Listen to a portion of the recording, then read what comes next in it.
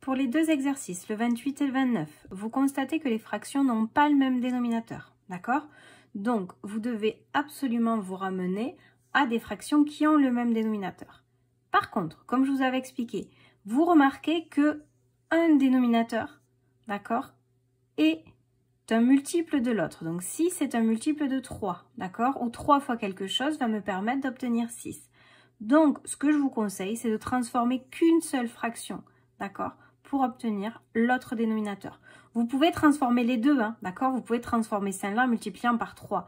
Mais ensuite, il va falloir obligatoirement simplifier le résultat. Et donc, du coup, vous faites des étapes en plus et donc forcément avec des risques de vous tromper dans les calculs. Donc là, je multiplie par 2 pour obtenir une fraction avec le même dénominateur et je calcule. Ici, pareil, 15 est un multiple de 5, j'obtiens 15 en faisant 5 fois 3, donc je multiplie le numérateur et le dénominateur par 3. Hop, je calcule, pas besoin de simplifier. Ici, je multiplie par 4 pour obtenir 12 et ici, je multiplie par 6 pour obtenir 18. Je ne simplifie pas.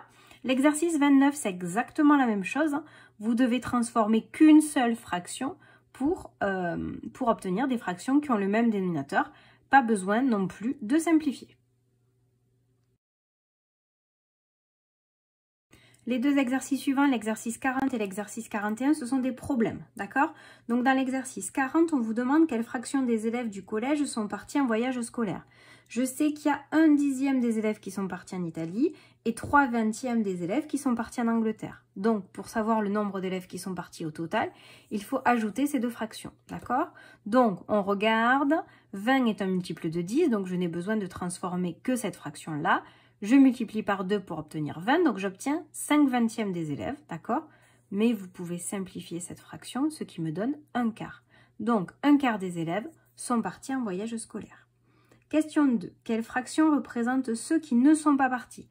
Donc, il faut calculer la proportion, la fraction des élèves qui restent, d'accord? Dès que vous entendez ce mot « reste », vous savez obligatoirement qu'il va falloir faire une soustraction, d'accord? Donc, quel est le nombre d'élèves qui restent? Ben, c'est 1, c'est l'unité, d'accord? Je sais qu'au total, j'avais une unité d'élèves, ou bien 20/20 d'élèves, d'accord? Ça, c'est votre fraction de départ.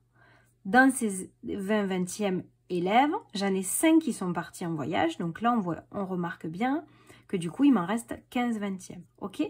Il faut savoir que le tout, quand vous avez des fractions, c'est l'unité. Et ensuite, quand vous avez une unité, vous le transformez en fraction, donc vous rajoutez 1 sur 1. Et pour que les fractions aient le même dénominateur, ben je multiplie par l'autre dénominateur. D'accord? Donc, l'unité, c'est le tout. Si vous avez une fraction qui est égale à 20, vous savez aussi que l'unité, c'est 20/20. D'accord? Le même nombre au numérateur et au dénominateur. 15/20, vous simplifiez, ça me donne 3/4.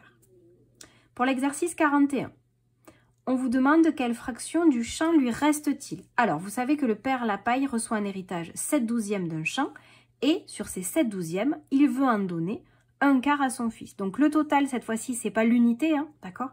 Il n'a pas eu le champ entier, il n'en a eu que 7/12, donc c'est ce nombre-là, moins la fraction qu'il veut donner à son fils, ok?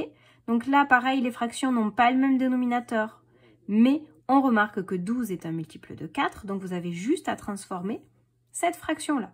Je multiplie par 3, j'obtiens 4/12. Bon, ben vous pouvez simplifier cette fraction-là. 4/12, c'est égal à 1/3. Comment je simplifie? Ben, je décompose. 4 est égal à 4 fois 1, 12 est égal à 4 fois 3. Je simplifie par 4 et j'obtiens 1/3.